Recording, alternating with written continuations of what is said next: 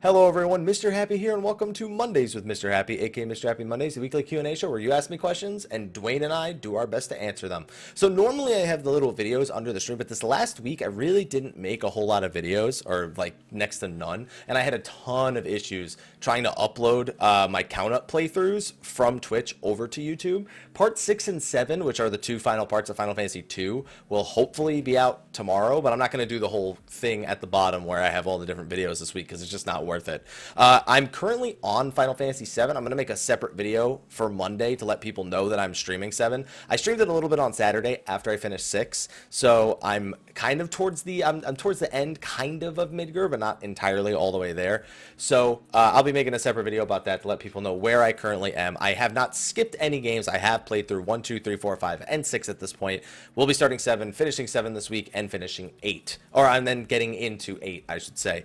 Announcement-wise, a few things. One, funny thing that we're doing right now that's actually that some people are indulging in. We actually have socks available with the Hap Casual emote over on Twitch. I'll put a link to that in the description of the video below, or you can go to my Twitch channel and type in !socks. And they're only going to be available for like a week. So if you're interested in getting some Happy branded socks, then you should check those out because they're pretty cool and they're going to be quite comfortable. There you go. On top of that, the usual things, we have our Cursed channel that I probably don't shout out enough here on YouTube. It's basically where everyone in the community kind of hangs out in between live streams or in between videos or whatever. So you can find that in the description of the video as well. And then on top of that, it's all the usual stuff. It's been another crazy week with the cheers. I explained what cheers were at the beginning of last week's episode. And since that explanation, we've seen a whole heap and lot of cheers. And it's been crazy. Like, we have this little cup now that when people drop cheers in it, it explodes if somebody drops like a big cheer in there. And people have been enjoying the hell out of that. So I'm live streaming right now, and they're like, where's the cup, Happy? Where's the cup? And no, there's no cup right now, so calm down. We're in the middle of Mondays with Mr. Happy after all. But anyway, I'm going to get into some questions. We have a lot of questions over on the Dream Network forums. Fingers crossed, it's not just 18 people asking, did you hear about the delay for 15? Which I should probably make a separate video for altogether. Let's check it out. All right, so the first question is a first-time question asker. First-time question, so pick your bonus. Max lore of 2K or full items for an anima weapon. I need the lore right now for my machinist, actually. I was curious on your thoughts of Palace of the Dead. I've completed it 4 times on Monk, and I do enjoy it. It feels it's a great way to get a 235 weapon. Something that bothers me, though, is that the 210 step for the anima weapons takes significantly longer than the Palace of the Dead 235 weapon. My question is this. Do you think Square Enix will be nerfing the 210 step for the anima down to the next patch? And as stated above, how are you liking the Palace of the Dead? I mean, my opinion on Palace of the Dead hasn't changed from the previous weeks that I've answered that question. I like it. I like that it bridges the gap between max level and low level, and it's an alternate leveling method, an alternate weapon of getting materia and weapons, and there's a mount and some minions. I like everything about it, pretty much. I would like to see some more objectives potentially in the next set of Palace of the Dead, but this was definitely a good start. As for the 210 step, they'll nerf it eventually, but always the anima weapon is going to feel significantly longer to get than any current tier weapon, because the idea is that it's a chain of series, it's a chain of quests that lead to a weapon that you customize yourself, the stats especially. And that's the important thing, is that it's a customizable weapon, so the amount of effort going in is going to be a lot higher than otherwise. The 210 step especially, we're probably going to see that nerfed more significantly in 3.4 than anything they've kind of done prior. But I still don't expect it to see... It's still going to be easier to get a Palace of the Dead weapon. It's just that the Palace of the Dead weapon... You're not going to be able to take that Palace of the Dead weapon, and when the next patch comes out, go, okay, let me upgrade my Palace of the Dead weapon. Whereas with the anima weapon, you can go, okay, next patch, I upgrade my anima weapon. So you know that you're upgrading something that's going to remain relevant coming in a future patch. All right, next question. Hey, you Mr. H. Is this a Suicide Squad thing, like Mr. J, and you call me Mr. H? Congrats on 3 years of Mondays with Mr. Happy. Yes, that was last week. I decided not to celebrate both episode 100 and 104. It was like, what? That doesn't make... What? Okay. Have a beverage of your choice. You know what? I could use some more sparkling water. Look at that. Look at that liqueur. So good, you can't see it. There you go.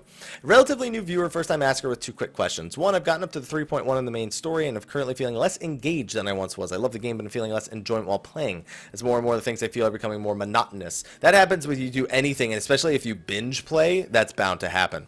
So it might be because I mainly lead towards DPS. I don't really enjoy tanking or Disciple of Hand or Land. Can you offer any advice? How might revitalize my passion? For 1, it sounds like you're forcing passion, which isn't passion in the first place. 2, yes, it sounds like you're following just one path and not really branching out to see anything anything else the game has to offer. That includes crafting, that includes gathering, that includes other roles in the game, that includes leveling using different means, testing yourself to see if you can learn fights from multiple angles, trying new and more difficult encounters, doing things for fun with friends, playing with friends in the first place. Any of those things can really revitalize it, and especially if they're friends that you can then play games that aren't Final Fantasy 14 with, and then come back to 14 whenever it's got more content that you like doing. Those are all really important things towards prolonging enjoyment. 2, when the next expansion rolls around, I'm hoping they will add another playable race. I do not think they will. I don't see a reason for them to add another playable race. There's no point in releasing a new playable race to expansions in a row when they kind of already accomplished what they wanted to accomplish. That's a lot of resources to once again pour into another race. I just don't see it happening. And personally, I don't think we need any more races. I don't personally find the development time that goes into adding a new race for an MMO to be a particularly useful amount of time spent, because it's not content that people necessarily enjoy. Outside of glamour, people of course like looking at their characters, but it's not something that gives you sort of a prolonged sense of enjoyment out of the game. It's very momentary. And on top of that, if you're going to do another class, it would need to be something far more bestial, something that is less humanoid like we have right now, something is similar to the Char or the Banga. Those are some pretty decent choices right there. The Ronso or the Burmesians, I can agree with those as well. I don't think we need any more races. I don't see the need for that in terms of development. Next question. Mrhappy, he's doing. Okay. That's all I got. Okay is all I got. Hope you're doing well, and thanks for your time. I don't know why I introed that way. Your guess is as good as mine. I don't have a guess, and personally, I don't think I could ever guess. Have a Green Ranger pose and a dragon Zord mount. I'll take a Dragon Zord mount. I am definitely down for a Dragon Zord mount. Anyway, a few questions which should be easy to answer, even if they require a little bit of thought. 1, do you think we should judge DPS numbers based on that one button monk parse on Reddit? If you ever heard, there was a monk that did 700 something DPS in full 240 gear just using one move. Yeah, any job can do that. I think that there's the Ice Mage who literally only did, I think, Blizzard 3, Blizzard 4, and Blizzard 1. He did 700 DPS. And then there's also, I think even he might have just Blizzard 1 for like 3 minutes straight. I don't even remember. Any job can really do that, sort of do that comparison, the one button job, especially if you're in like a 240 or 245 weapon. But I mean, what are you going to do? Are you going to judge people based on that? You really need to see it in a more practical setting. And numbers, it's not that they don't matter, it's that a lot of people try to make them matter in places where they're not as important. Like, for a good example is like if you're doing Midas normal, and let's say you're doing A5 and somebody's doing 900 and you should be doing 14 or 1500. Yes, that person should absolutely be doing more, but it's not overall affecting. And if you do have advice for that person, it needs to be presented in a way that doesn't make you come off as a dickhead. It's good to have information regarding people's damage and the way that they reach that level, but it's not always useful if it's just shoved in people's faces and say, here, this is what you should be able to do better. Because then what everyone does is they go down to FF logs, they look at whoever's in the top 10, and they go, why aren't you doing that? Why aren't you that person? It's like, well, I'm not that person. That person's clearly a master of their craft. You don't know what they're giving. You don't know what they're doing job-wise. Maybe they're doing FF log parses where they're feeding them things like Astro cards, or they have a composition around giving them. You don't know the answers to all those questions, so it's like using the information has to be done in a very particular way. 2, what do you do in your free time outside of streaming? I do a lot of work. Mel's recently got me watching shows on like Netflix. Like, I just finished Psych, and honestly, that final season was that was not a good final season, man. We also watched half of the first episode of Eureka. She's seen it before, but she wanted me to see it. I didn't like the description of the show, but the show itself, like, having seen now half an episode, is like, this is a lot better. This is more lighthearted than I originally thought it was going to be. So I guess really watching competitive esports, watching movies, shows, going out to eat, having a few drinks with friends occasionally, and then conventions, but even that's considered kind of still work. A lot of it is time that I try to spend on working, or even like getting things ready, like behind the scenes. Like, for example, grinding in Final Fantasy 2 when I'm supposed to be doing it for count up, but as long as I don't progress in the story, I can make sure that the stream the next day goes a little bit more smoothly. So I don't have as many hobbies as I used to. I used to go to the gym very frequently. I used to go out and drink and dance a lot. I used to dance a lot. I don't mean Dance Dance Revolution. I used to do that as well, but I mean I used to be just a dance machine. And I still can be if there's enough alcohol in me, but that's not something that's like what I'm always doing. Like I used to do that a lot. I used to go and play Pong with the bros. Actually, I was more of a flip cup guy, but that's besides the point. It's been years since I've been able to do stuff like that. Mostly just enjoy the simple things in life nowadays.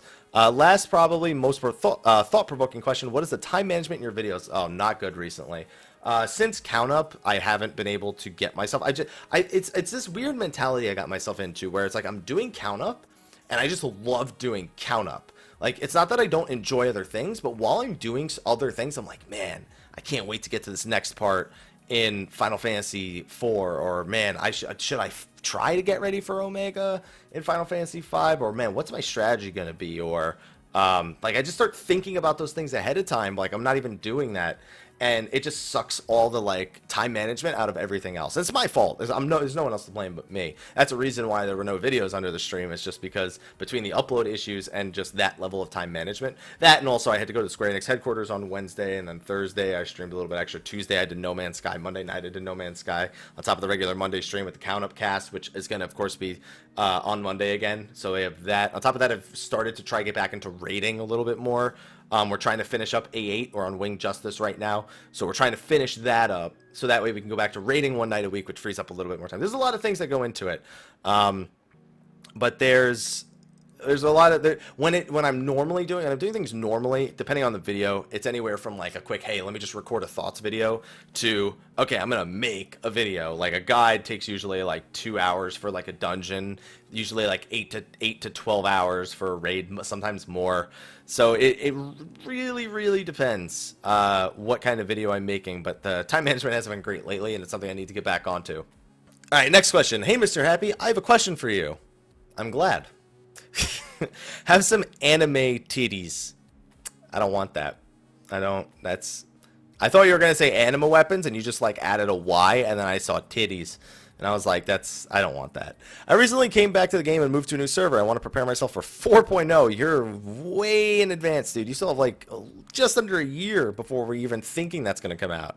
I want to, let's see. What should I do to build a reputation as a good player on the server? Play well. Like, there's no better way than to just join, even just random party finders, and just be that guy who always does well. Because you create a name for yourself with people. It's like, yo, yeah, I was in a party finder with this guy. And yeah, he did good DPS. He played well, or he was a good healer, but he had to carry the other healer entirely. Even just creating that word of mouth on your party finder is really useful. So you just need to just brute force your way into as many party finder scenarios or raid scenarios as possible, and just go. All right, next question. Hey, Hap, hope you're having a great day so far. I am having a good one. Thank you very much. Hopefully your weekend has been swell. I'm looking forward to Kingsglaive. Kingsglaive. I promise I'll make a video about that, but we'll talk about that later. As per the token ritualistic offering, have a jumping potion. I don't want it. This might be very well an easy question, but for some reason it's been giving me a bit of confusion. Working under the assumption that we're getting a level cap increase in 4.0, what do you think the base item level will be when entering new zones? So, we are likely going to finish this expansion at item level 270 for armor, 275 for weapons. It is likely that after that we will probably get close to item level 300 by the time we reach level 70. Now let's look at this. We ended at item level 130 and 135 for Heaven's Ward.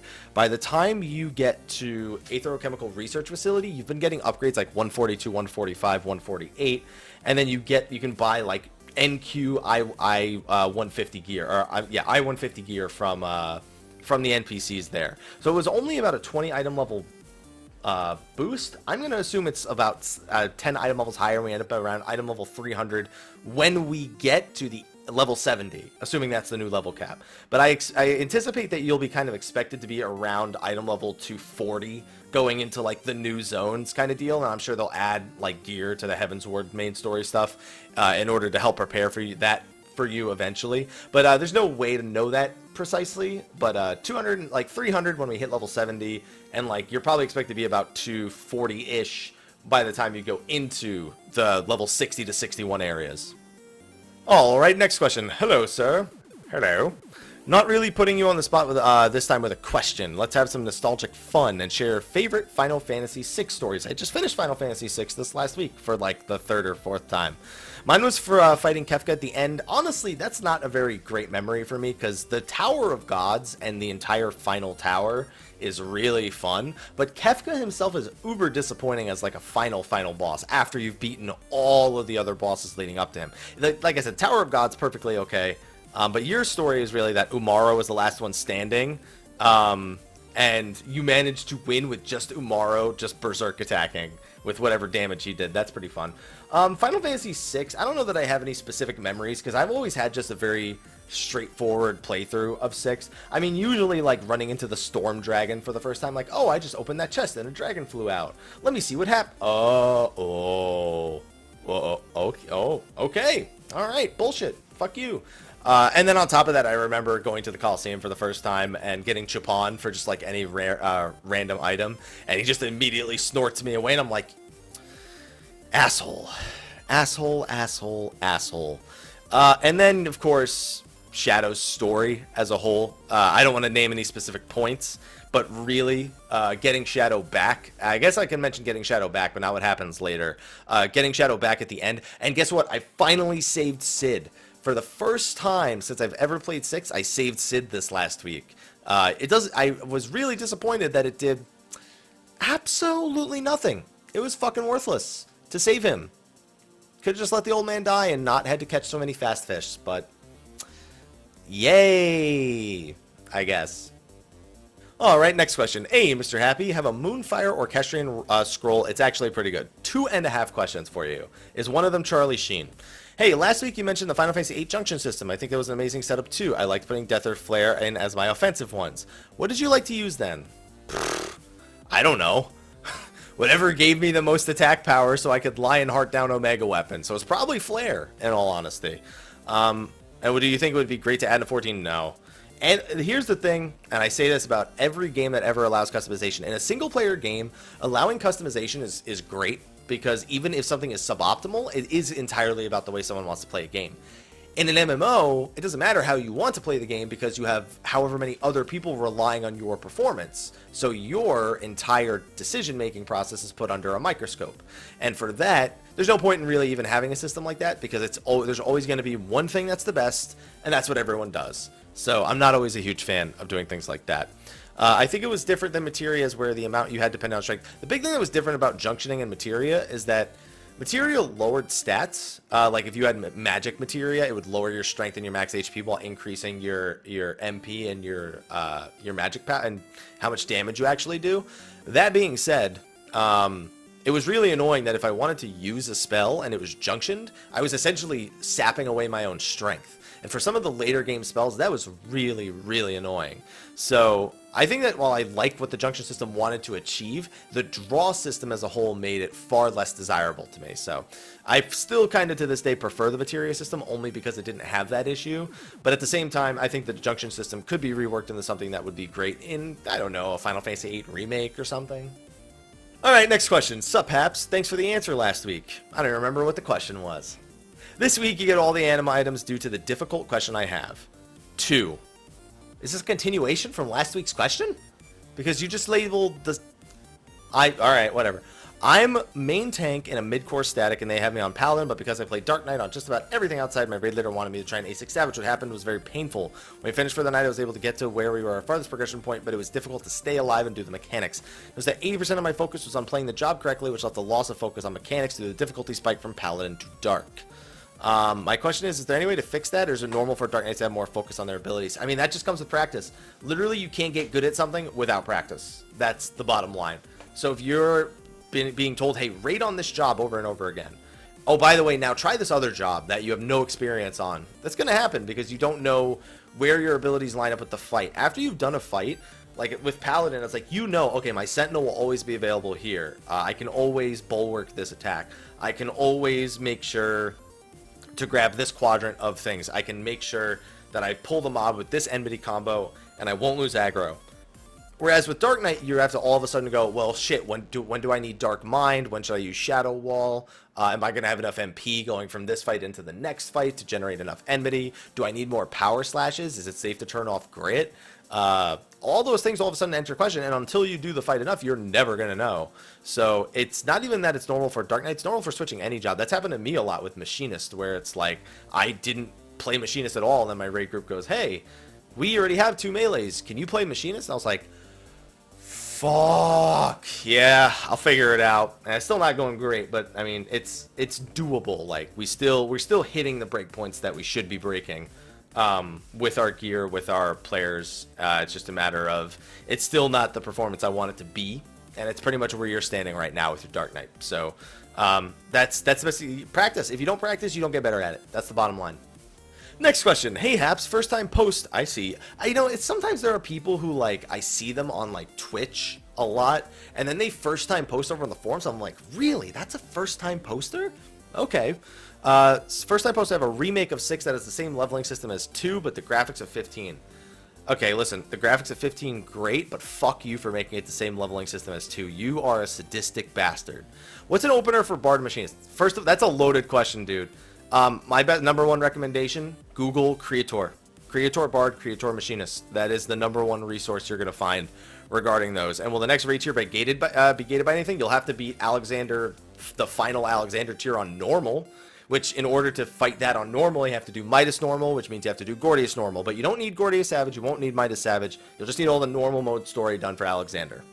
Next question. Hey, Haps, you get a nice old Canadian I was going to say because I'm and that's sorry, Okay, also, as your bonus, you receive a nice bottle of maple syrup, except you have to chuck it all at once. You don't know how enjoyable that's going to be for me. Question, what's your position on hackers? Hackers and anything are fucking awful. Dude, they ruin everything. I don't even like modding games, never mind hacking games. The hacks I've seen are, of course, positional hacks from the RMT and speed hacks in the Feast. Those are the 2 most dominant ones that I've seen. Occasionally I have people who bot, but that's not the same as hacking necessarily. Which would be their penalty? Banned. Easy answer. Banned. There's no need for probate. No, banned. That's it. Done. Done. So a dragon with sprint. Yeah, that sounds like a Feast thing. The speed boost thing with in Feast. What do you think SG should do as punishment? Yeah, no, just ban them. That's it. Ban them. Done. Move on.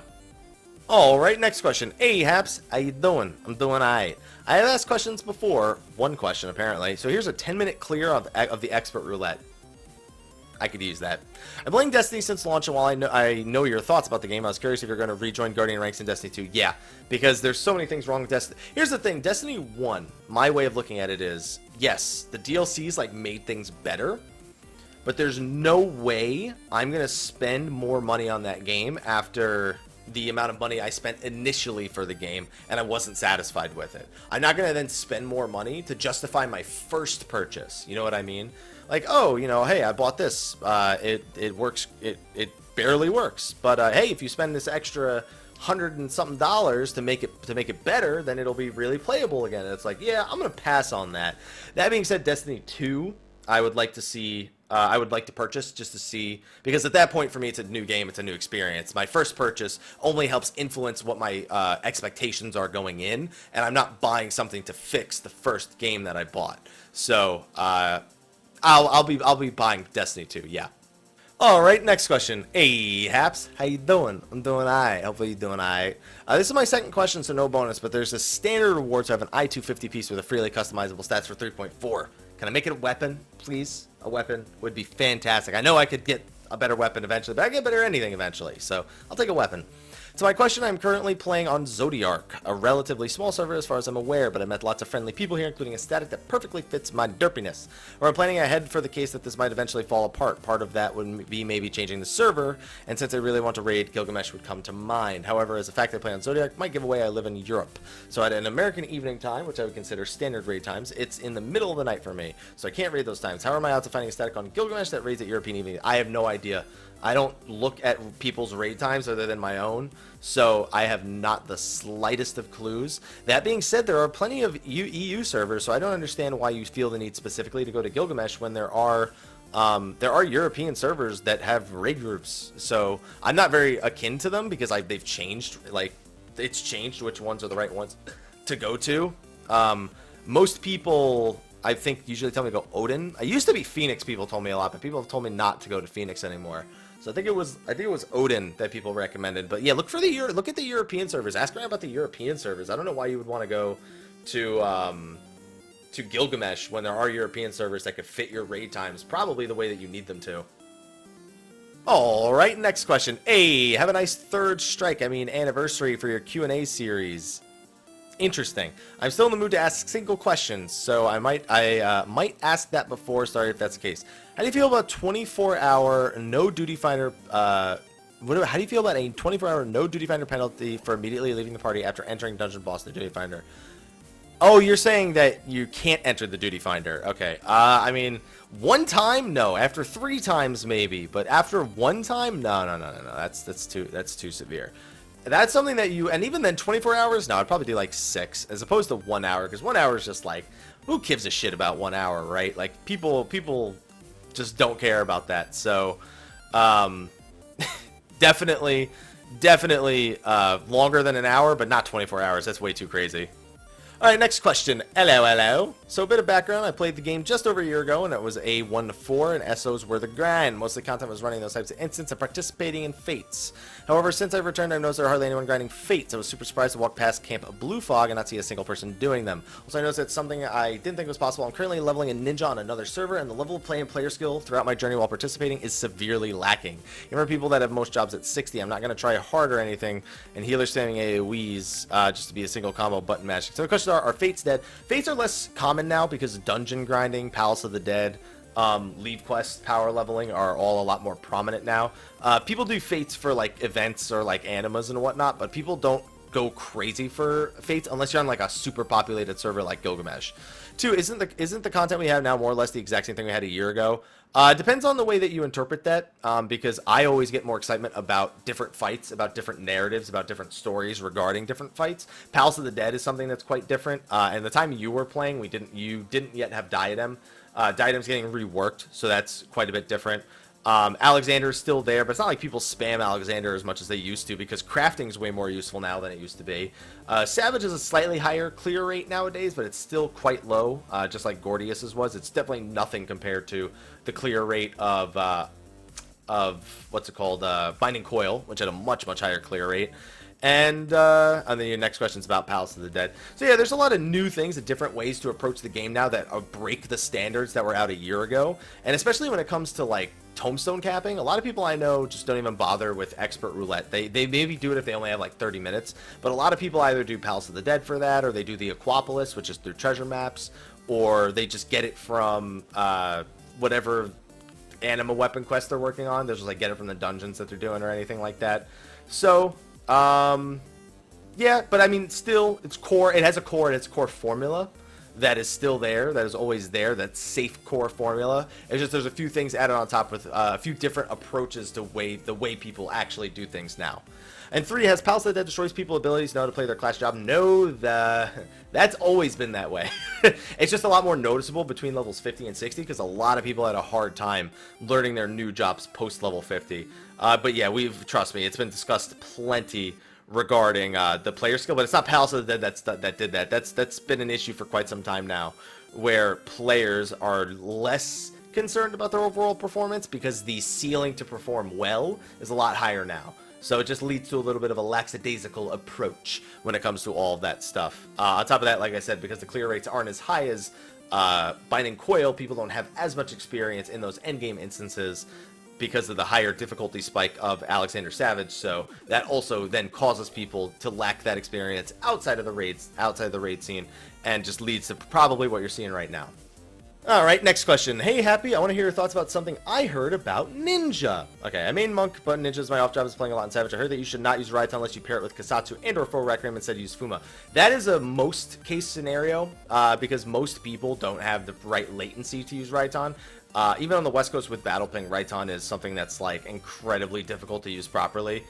The only time you really end up with a use for it is if you're out of melee range and you're running up to a target, because at that point you're not saving any time GCD wise. But yeah, otherwise it is Full Requiem, Kasatsu. But for example, for a while, people who are like really close to the server, like sub 10 ping, because your GCD is usually sitting at around 2 seconds and you have a 0.5 second delay between the end of a skill and the start of your next skill. If you were really quick, you could properly chain together a Raiton in just the right amount of time in order to let it fit. But now most of the time people aren't pulling that off. So most people are indeed going with Fuma full time, unless there's a situation where clipping the GCD isn't an issue, like I said, with running up to a target, or full Requiem is available, in which case the DPS difference is very important. So keep all that in mind. Also, keep in mind that hypercharge is another huge factor. When you have a physical hypercharge, there's nothing that should stop you from using Fuma Shuriken. Even if you are running up to a target, the physical hypercharge is likely going to be what you're going to want to go for, or things like that. So hopefully you should go with that. Only stick with Raiton in those scenarios, and Fuma Shuriken otherwise, especially if there's a physical hypercharge up. All right, next question. Hello, Mr. Happy. First off, thanks for your advice a couple weeks ago. It really helped me out. As a bonus this week, please take all the powered up materia for your 7 playthrough. I just got the enemy skill materia. I'm glad to start learning those. Not going to get to learn beta for a pretty long time, but that's unfortunate. My question this time is, my raid group is all players have a set job they play except for me, who likes to switch between ninja and monk. I enjoy both equally, but I feel like I'm holding our group back. Not really. One of our monks also likes to play ninja, or can play ninja whenever we ask them to. So I don't really see, if you're playing between 2 melee DPS, I don't see how you're really holding back. It'd be one thing if you were like, oh, I want to play ninja and white mage occasionally, and then your white mage has to try and learn how to play a DPS job. That might hold the group back, but I don't really see nin or monk being something that holds the group back because you want to switch between them. As long as you are playing well, that is the important thing. You need to be playing well on those jobs is the only thing that would hold your group back, because if one of them is like, you're really not good on one, especially when compared to the other one. So let's see. My question is there one job I should focus on? If you have to ask me, then you should probably already be trying to focus on one job, because now you're distracting yourself even more from improving as a player by trying to figure out if you should even be focusing on improving or focusing on one of them versus just versus what you do now. So you might as well just pick one and try to make sure you can roll with it. And also, I noticed that Dragoon is your other one. That's another thing. Like with Dragoon is the other melee, like ninja or monk are both fine. So it's really whichever one you find yourself enjoying more. I would stick with that one and try to focus on it, learn it, improve on it, because I don't know what your performance is like on those jobs, so it's hard for me to comment on either. Alright, next question. What is your opinion on the decreasing viability of monks in high-end raiding? There's not a decreasing viability. In fact, if anything, with all this gear we have now, it's even more viable. Hell, we've been running double monk in A8 for some time now, just because outside of like the added synergy that you have with certain other job abilities, there's no need to really focus on that job synergy unless you're going for things like speed kills or something like that. So let me read the question. After having 8 Savage on farm for many months, our static has made the decision to try World Prog on 3.4. This roster changes we decided upon, mainly removing our monk who we felt underperformed, not exceptionally mechanical either. We also made the decision to only look for a ninja to replace him. This comes from the fact that we see no use for the monk in a raid setting. Dragon Kick is pointless as we run dark, and mantra is nice, however we make do with the baby mantra. On the flip side, ninja offers us Shadewalker, Smoke Screen, Trick Attack, and Goad. These combined make ninja seem like the more obvious choice. Do you believe that we're seeing changes to monk to increase its viability? No, because monk is incredibly viable in this last tier, especially whenever it comes to bosses where there's multiple targets that deal magic damage.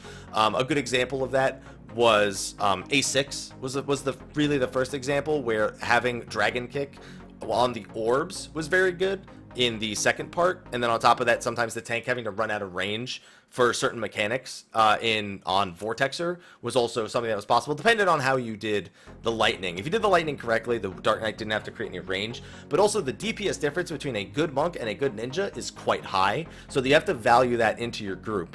If the monk is playing on the highest level and the ninja is playing on the highest level, you always have to consider that the monk's personal DPS may outweigh the performance of the ninja in some way, shape, or form. Dragon Kick can never be underestimated. Mantra especially was super value in this last tier. So you can't ever say that there's not a viability there, because monks are incredibly powerful. It's just that they don't have the immediate, hey, this tool will benefit our group in this way, sort of flashy sense of looking at them. So I guess we'll see. I mean, ninja is a smart thing to look for. I don't think you necessarily need the ninja without the monk, but if I'm going to have a melee composition, I would want a ninja regardless if I'm going into prog, because of the kind of the tools that you listed. But when you're trying to push prog, especially world prog, Having the ability to free up your tanks to leave tank stance is a huge thing for ninjas, and that is something that they really do well with Shadewalker and Smokescreen more than anything. So World Prog, Ninja always being one slot, the other slot being Monk or Dragoon, I personally don't feel like matters too much, but the Dragoon has more synergy there. Monk, while it pushes out an incredible amount of personal DPS, unless you need the mitigation. And the thing is, you probably won't even need the DPS as much, other than, you know, right during World Prog. You don't really need it. So I don't think we'll see any changes to Monk, though, because a Monk can complete the raids perfectly fine. They're just not the optimal setup for World Prog. And you can't balance the game around World Prog. It just doesn't work that way. All right, next question. Hey, Haps, how you doing? We've had a lot of hey, Haps, how you doing? All right. First time asker, so here's a bonus of a plate full of the most delicious cookies in the world that are also magically fat-free, sugar-free, blah, blah, blah. I don't believe you. Bonus of an extra 10 minutes of endurance during a late... Okay, we're going to move on. How did you and Mel meet, and how did she start helping you with your career? So, Mel and I met through Ragnarok Online 2. Yes, it was an awful game. But I always like to tell people that the number one thing that came out of that game was that I met her, and that still manages to be the truth. So, it was pretty much immediately, because within a couple of months after that, I started making YouTube videos more and more, because nobody was doing any sort of early reporting on Final Fantasy XIV. So, I just started doing it, and I was doing like a video a week, and then I got laid off I got laid off of my job at New York City. I was internal tech support, and Vodafone bought the company and pretty much trimmed 2/3 of the company off, and I was in that 2/3. So in that process, while I was making the videos, I met her. We started doing a lot of charity work for Athene Live, for Gaming for Good. And we managed to have an overnight stream where basically I streamed all throughout like the Eastern, the United States nighttime, and I streamed till like 11 a.m. the next morning. And basically the way it worked is for every one sub to the channel, Twitch was taking none of it, and Athene took none of it, and it was matched 8 times by the US aid. So the first night we had 151, so you just take 151 times 5 times 8 or times 40 if you just want to be safe. And then the 2 nights later we had 250 subs, so multiply that times 40, and that was how much we raised then. With that, Athene hooked me up with a contract on YouTube for Union for Gamers, which if you're still making YouTube, if you're making YouTube videos, they're the #1 place I recommend going personally. So with that, I immediately said, you know what? I wonder if it would be possible. And I told her that. I was like, I think I would like to try and do YouTube or Twitch full time. I was super small. I barely had 1,000 subs on YouTube at the time. But she believed in me. She told me I could do it. And so I just trucked along. I started making YouTube videos way more frequently. I started live streaming on Twitch in August of 2013. Just live streaming regularly. I'd live stream before that, but I hardly consider it live streaming because I was like, it wasn't like I was at the start of my career prior to August 2013. It was, I barely had any experience on Twitch at all. Like the most I had streamed was like some sort of Minecraft map to like 12 people, 12 to 15 people. That was the most I had had before that. And most of the time it was just maybe 1 or 2, if any at all. So with that out of the way, what was it that I did next? So then, for the next several months, she had to kind of groom me into a normal human being because I had a lot of mannerisms that were very sort of introverty, where I kind of didn't like listening to people with outside opinions because like I kind of wanted to just keep everything in my bubble, or I didn't have enough experience with social interactions outside of my own friends, just because I was mostly, like I said, an introvert, and I had a hard time. It's very difficult for me to introduce myself to new people socially and to respond to the way they spoke to me properly. So a lot of that factors in, and then it's just then between that and, straightening up the broadcast, sort of the themes that we go for, the rules that we have. I tried to be like as carefree as possible, but it's just chaos ran rampant, and it was just not a community that I would want to be a part of. So we had to kind of shape it into a community that we would be a part of. So there was a whole lot that went into it. It was just I can't even begin to describe the amount of work that has gone into it up until this point, and it's gotten better and better over time. And now it's a lot more of talking to companies and talking to friends that work at companies and sort of arranging things like that. So it's definitely taking a turn. Like I said, I was at the Square Enix headquarters playing Deus Ex. I was doing sort of an early footage thing for that. And I wasn't doing that a year ago. So that's really been the most recent venture, is talking to companies and working with companies to do things like that, or sponsored streams or sponsored videos, which you guys have seen more of in the past year or so. So it's definitely been an experience. So, but she was helping me almost immediately back when I first said I was going to start. So, and in fact, it wasn't even almost immediately. It was immediately. So that answers the question. Hopefully that covers what you were asking, and it's always a fun story to look back on and think about.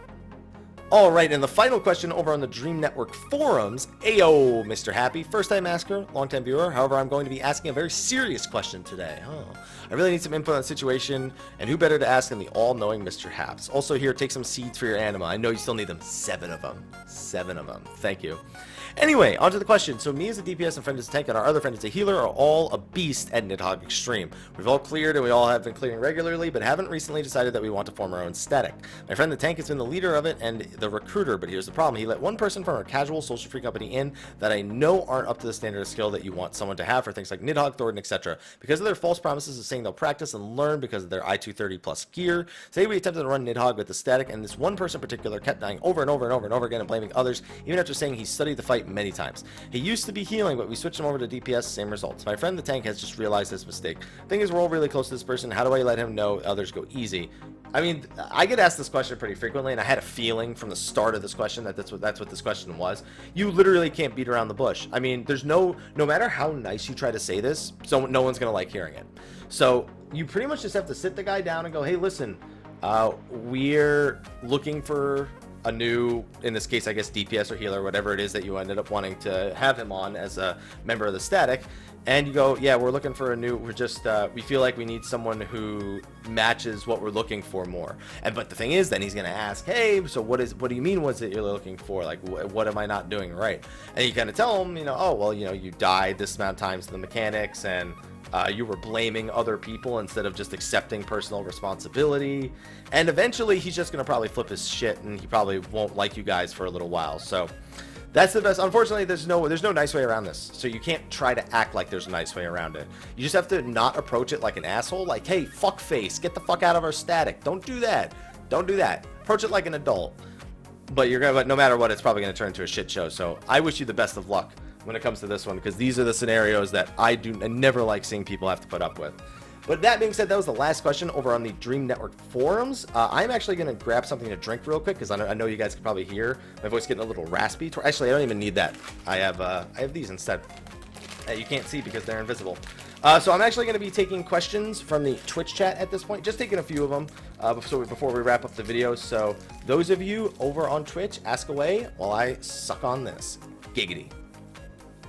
Alright, this is going to be the first question I answer from Twitch, and I'm surprised I got through all of the Dream Network forums without having to answer this question. But, Mr. Happy, what do you think of the Final Fantasy 15 release date rumor being moved back to November? What if it is true? Do you think this would be a smart move on Square Enix part to make the game better, or kind of kills the hype, especially around the Uncovered event?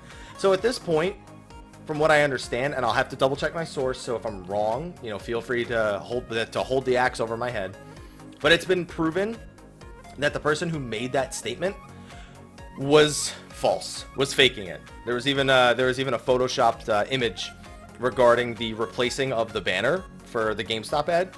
So first of all, I'll start with that. From what I understand, at this point, it is now like a confirmed fake rumor, a report for the release date.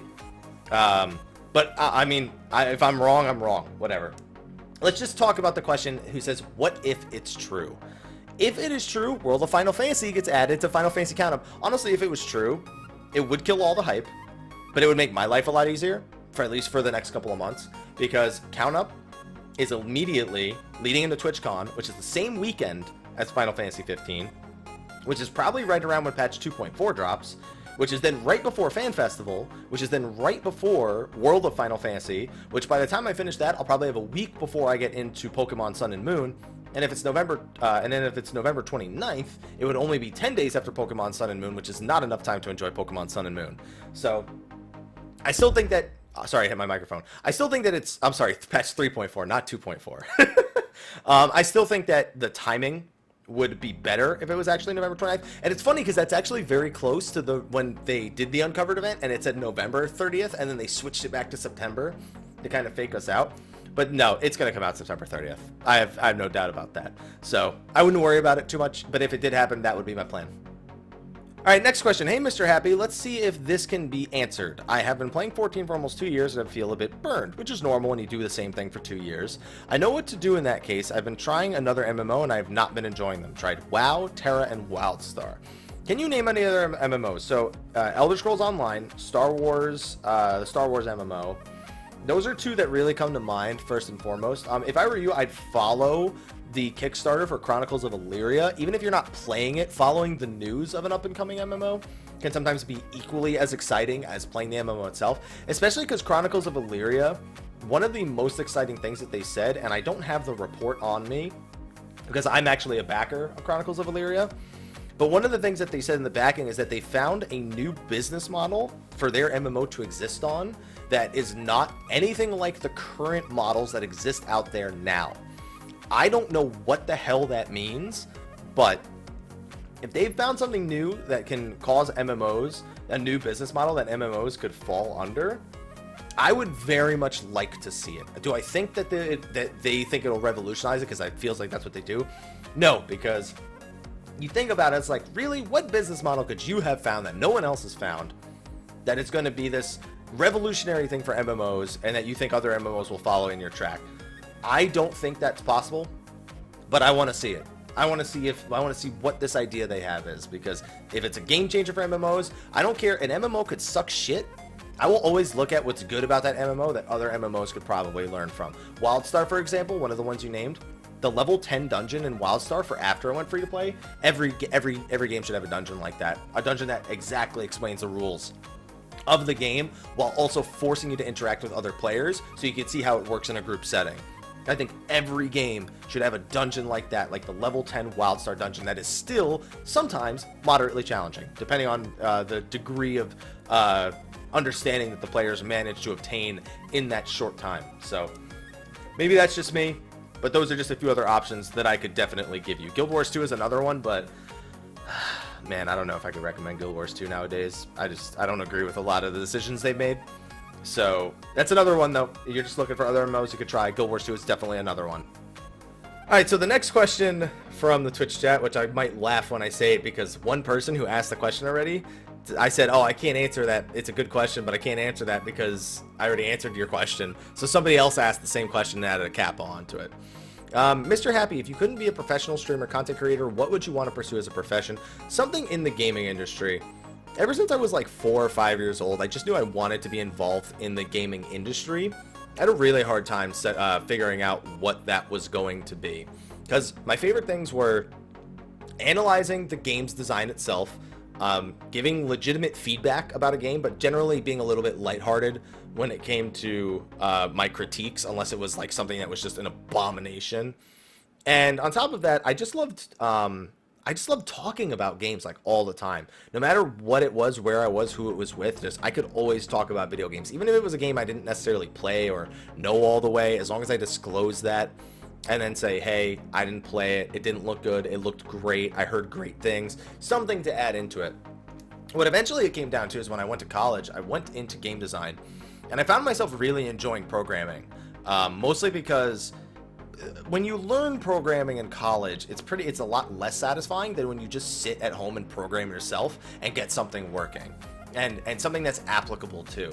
And that was actually something that one of my professors in college tried to let us know. He's like, I hate teaching programming, even though he was like a great programmer and he was also in game design. He's like, I hate teaching programming because unless you're creating something that has an impact, it's like so boring. Like no one wants to do stupid arrays. No one wants to do an array that counts to like every time I run the program, it gives you a different number between 1 and 9. No one cares. No one finds that interesting in class. He's like, and I don't find it interesting as a teacher. I want to give you something that's applicable. So like he forced us to make a fully functional bank program that obviously wasn't dealing with scanners like real money, but it was strictly text input, like, you know, withdraw, deposit, but we had to also create the interface itself. And he said this is a much more applicable thing. This is something that even though it's not something you necessarily want to do, it is something that has impact and you see the applications. It's not something that you're just learning just to learn, just for as an example within programming. So that was always where I kind of wanted to go. But when I got into game design itself, while I loved it, it's just like I felt like everyone around me was just like sucking the energy out of me, because they were just such half-ass, like, oh, I don't want to be a programmer, I want to be a game designer. And it's like, you know, can you draw? No. Okay. Can you program? Sort of, but I don't like it. Great. What are you doing here? And what did you actually think was going to get done? And it's like, what the fuck are you here for if you don't want to do any programming? Like, what did you want to do in game? They were kind of like me, but I had some idea of what I wanted to do in games. But they like I was like, oh my god. Like, I've never been around people that make me hate this as make me hate the idea of this as a career. Because I'm afraid that my fucking industry is going to be run by all people like you, and everything's going to be broken as shit. So eventually I just felt like that class wasn't teaching me anything, so I stopped doing college there. So what I probably would have worked my way into is level design, because that was one thing I actually really loved doing, regardless of whether it was in a Flash game or it was in Unity or whatever. I would probably have wanted to focus on level design or stage design in gaming. That would probably be the #1 thing that I would look into doing. I'd be super out of practice now if I did it, but that being said, I loved designing stages and creating collision, and even if it's just the wireframes of the worlds before you apply the textures on top of them, it's still like such a great feeling to design that world and imagine how people are going to interact with it with the rules that you've set in your game. So that would probably be where I'd be right now. Alright, next question. Mr. Happy, with the overall releases of games sporting expansive open worlds tending to be a letdown for many of the early fans due to the lack of purpose resulting in the requirement to fill the world, do you feel that a return to Rails that reacts to one's individual choices in clearly defined area designs with new findings and technology for gameplay mechanics, or building on the lessons of others and taking more risks with player mechanics? I think having a lot of places to go, I think Mass Effect would probably be my #1 example of this, where it's not so much that it's an expansive open world, it's a world with lots of different, like, hey, I could go here, or I could go here, or I can go there, or I can go there. And you create all these different places you can go, but once you're there, the mission's very straightforward. I like that better than hey, in this world there's a bunch of different quests. You know, you have quests that have you bring stuff back to people, you have quests where you have to go find someone. And because then the way that, like, I hear developers describe it is, oh, there's gonna be a quest where a spooky ghost is spooping all the, there's a scary ghost spooping all the children in the town, and you need to find out what is the cause of it. Is it an actual ghost of a haunted spirit of this, or is it just somebody, one of the adults wearing a sheet? And you know what that turns into? That turns into talk to 3 NPCs and make a decision. That awesome description basically turns into talk to these 3 NPCs and decide, hey, this is what's going on, and then you find out the answer, and then it's either kill a spooky ghost or tell the adult to stop being an asshole. Like, and then it's like, okay, but that wasn't like that fun. I got that from talking to a random NPC. But is that how, like, all the quests are going to be populated, you know? I also think making unique areas that are not procedurally generated but have, like, full purpose. Like, I walk into this area for the first time. Oh, there's going to be traps. I can fall through the ground, or spikes can come out of the walls, or there's a really strong enemy that's kind of out of place here, or something that's exciting and it's like, it's something for me to overcome here, a reason for me to fear this place or to respect this place. I like things like that more than giant open worlds that are full of bullshit quests, essentially. So I think that we should go back to decisions leading to set areas and less of an expansive open world, because a lot of the times it's just, you're just riding through that open world for ages. And I know with No Man's Sky having just come out, there's some concern about that, but luckily you don't spend that much time doing that. There is, it's mostly more about resource management and learning about the different races in the worlds and their mannerisms, so that you can interact with them and learn more about the Atlas versus what's at the center of the galaxy. There's underlying narratives there, but even still, it's like just games where you just explore in giant empty spaces. I think we need to stop making those. I think those need to fall out of, like, favor right now. Just stop being fads and get back to games that are a little bit open but have really more areas that feel like they have more heart. To follow up on that question, we have Mr. Happy building on that question. Do you think procedural generation has gotten out of hand and that RNG has replaced actual design?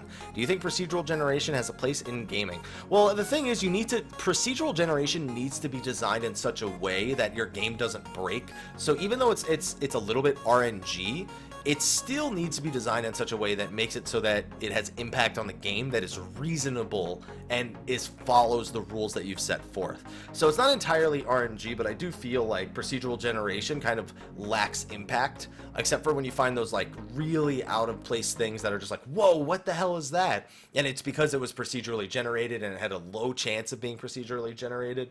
Like, for example, Fallout, the world is the same. Like, the entire layout of the map is the same. But you could walk into one area, you could save, right? And you could load that game, and you could load that game 10 times, and you might find something different by going to this next spot every time. Yes, the NPC interactions are likely going to be the same. Yes, the story interactions are going to be the same.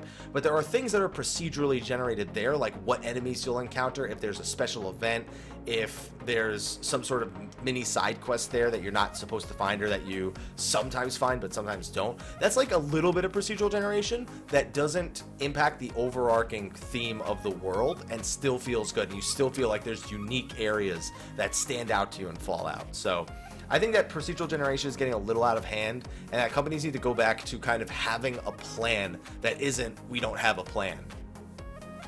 Alright guys, I just realized how many questions I had answered, so I'm going to actually be wrapping things up now after that last one. Remember guys, there's no videos at the bottom this week, but I'll be hopefully getting some videos out this week so that there'll be videos down there next week. Be sure to check out those socks, be sure to check out the curse. And again, thank you for watching this video, thank you for participating over on the live stream. We had a lot of questions over there, we had a lot of questions this week in general, so it'll be a nice long video for those of you looking for something to listen to on your Monday broadcast. Don't forget, we have Final Fantasy VII is going to be the premier Final Fantasy game for Count Up this week, mostly because I'm far ahead of schedule. I wasn't supposed to start Final Fantasy VI until this Tuesday, and I'm gonna probably finish 7 by like Thursday or Wednesday or Thursday or something. We'll see what happens. I didn't move through 7 last time as fast as I thought I did, so, or as fast as I thought I would. So we'll see what actually ends up happening on that point.